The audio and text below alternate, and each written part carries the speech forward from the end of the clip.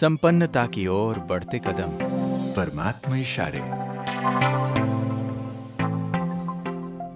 ओम शांति। परमात्मा हमारे कर्मों को और भी श्रेष्ठ बनाने की अच्छी अच्छी विधि बता रहे हैं।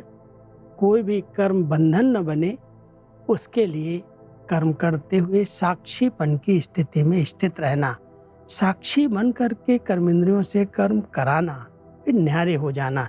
तो आज परमात्मा ने हम सब बच्चों को विशेष इशारा दिया है। बच्चे, कर्मयोगी आत्मा सदा साक्षी दृष्टा बन कर्म करने के कारण किसी भी कर्म के बंधन में कर्म बंधनी आत्मा नहीं बन सकती।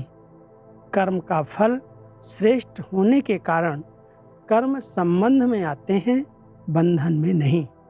सदा कर्म करते हुए भी न्यारे और बाप के प्यारे अनुभव करते हैं। ऐसी न्यारी और प्यारी आत्माएं अभी भी अनेक आत्माओं के सामने दृष्टांत अर्थात एग्जाम्पल बनती हैं।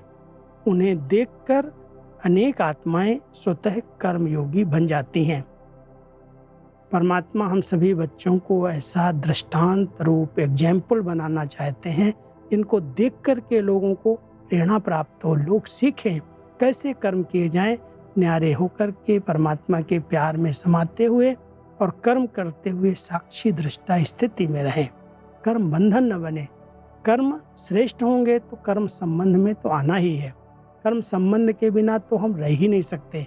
सतयुग से लेकर के जब आत्मा इस कर्म क्षेत्र पर आई तो संबंध तो बने। संबंधों के बिना सहयोग नहीं मिलता, पाठ नहीं चल सकता। इसलिए परमात्मा कहते हैं कर्म करो, लेकिन कर्म संबंध में आके करो। वो कर्म आपको बांध न दे, बंधन में नहीं बंधो। उसकी विधि है साक्षी दृष्टा।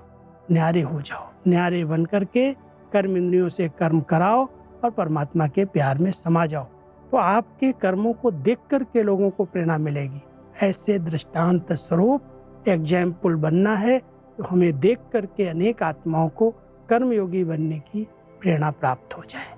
ओम शांति।